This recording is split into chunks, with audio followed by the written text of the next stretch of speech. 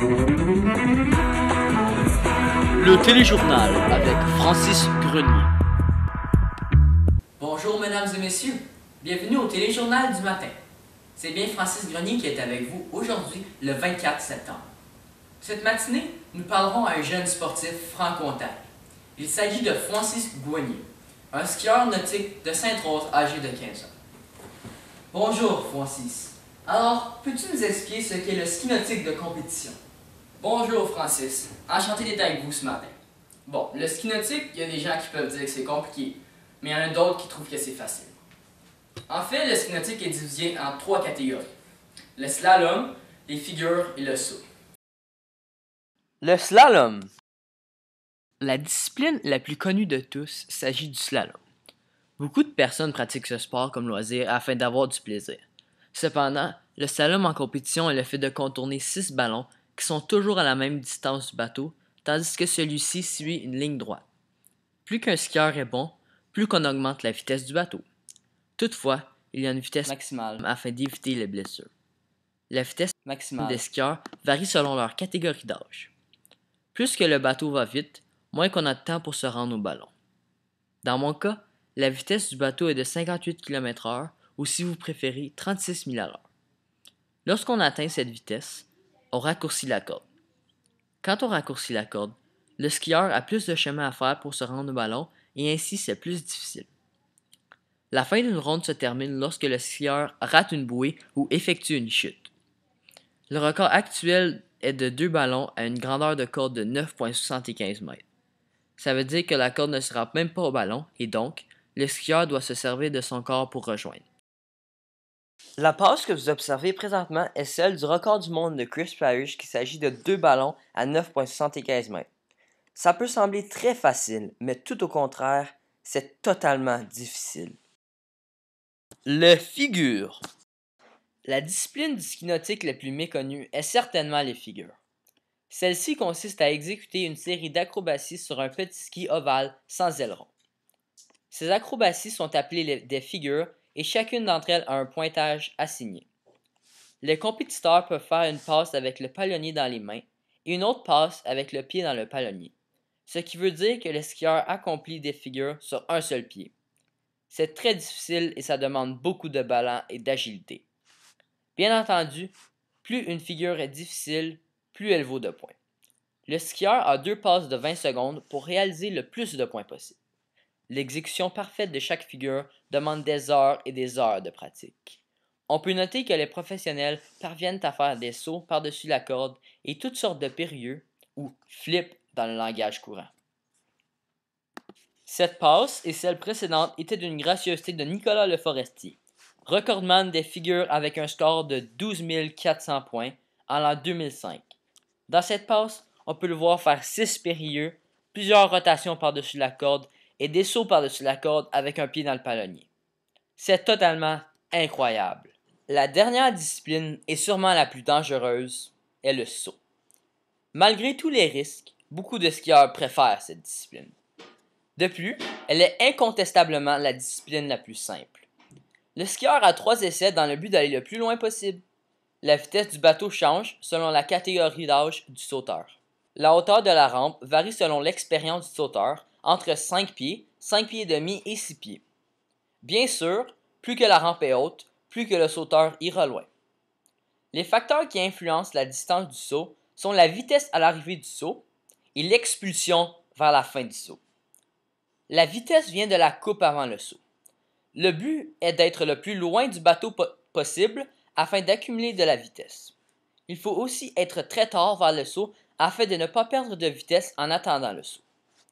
L'expulsion à la fin du saut est le fait d'avoir un pop. Désolé pour l'anglicisme. Les 2 derniers sauteurs étaient Zach Worden et Freddy Krueger. Zach est le meilleur sauteur au monde en dessous de 21 ans et dans les 3 meilleurs tous âges. Son record personnel est de 232 pieds. L'Américain Freddy Krueger est le recordman des sauts en ayant sauté 247 pieds.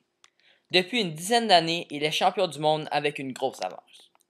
Puis-je noter que ces sauteurs de haut niveau arrivent au saut avec beaucoup de vitesse grâce à leur coupe et que leur expulsion du saut est extraordinaire. Il s'agit de la recette miracle. De retour à vous, Francis. Restez en ordre, mesdames et messieurs. Le téléjournal du matin sera Vous êtes à la recherche d'un ski? Eh bien, le Syndicate A1 est là pour vous. Ce ski est extraordinaire. Il est malade. Il est hors de l'ordinaire. Il est fantastique. Il est incroyable.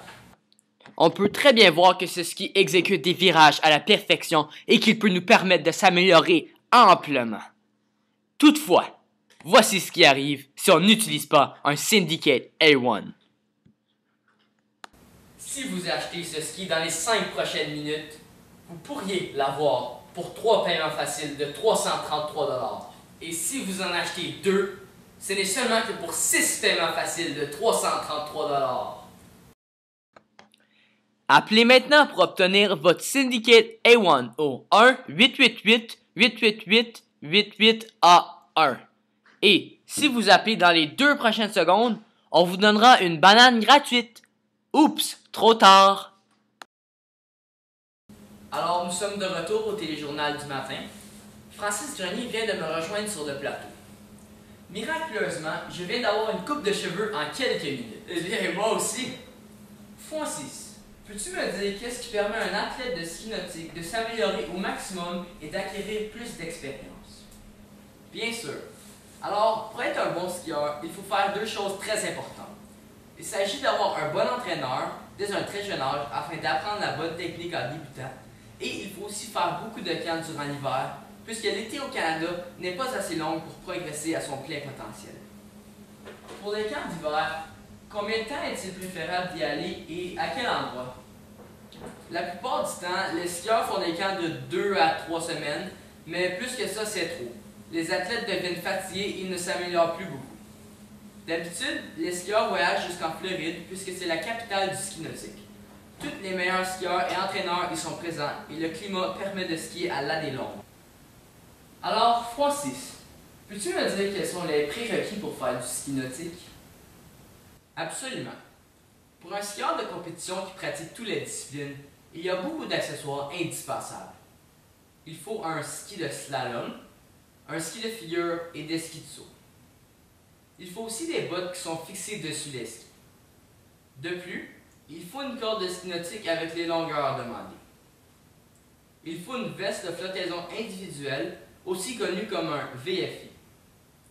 Il faut des gants de ski afin de minimiser les ampoules sur nos mains.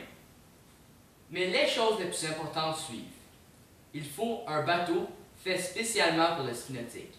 Les marques recommandées sont Correct Craft, Mastercraft, Malibu, TG, Supra et Mumba.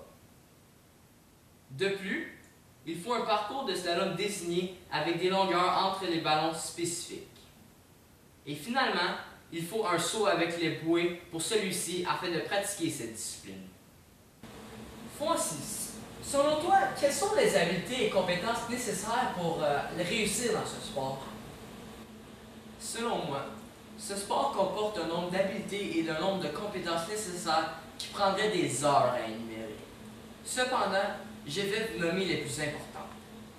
Premièrement, il faut être déterminé et patient, puisqu'on peut skier des semaines entières sans s'améliorer. Je crois qu'il faut être talentueux parce que c'est un sport de naturel. C'est-à-dire que quelqu'un qui n'a aucun talent va avoir plus de misère à s'améliorer et ses scores risquent de n'être pas très bons. Par contre, il y a des exceptions. De plus, il faut quelqu'un de laborieux afin de passer des heures et des heures au lac en une journée. Finalement, le skieur doit être en bonne forme physique puisque le ski nautique est un sport qui demande beaucoup d'énergie et de force musculaire.